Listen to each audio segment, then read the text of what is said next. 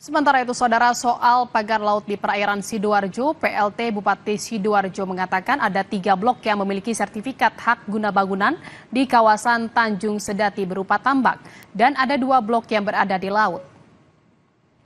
PLT Bupati Sidoarjo Subandi bilang dari kelima blok, 3 blok dimiliki 2 perusahaan yang dikelola masyarakat berupa tambak. Sementara 2 blok posisinya berada di laut.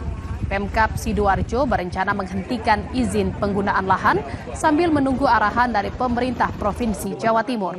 Kalau yang ini baru Mbak ini dipatok-patok ini. Yang pertama ada blok 5, ini sudah jadi kawasan tambak ya, atas nama PT, cuma dikelola oleh masyarakat.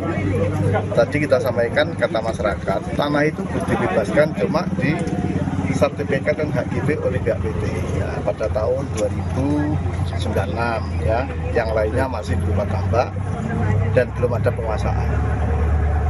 Jadi itu yang perlu kita sampaikan, ada 3 HGB, yang 3 sudah berupa 1 berupa tambak, yang 2 masih berupa laut, seperti itu.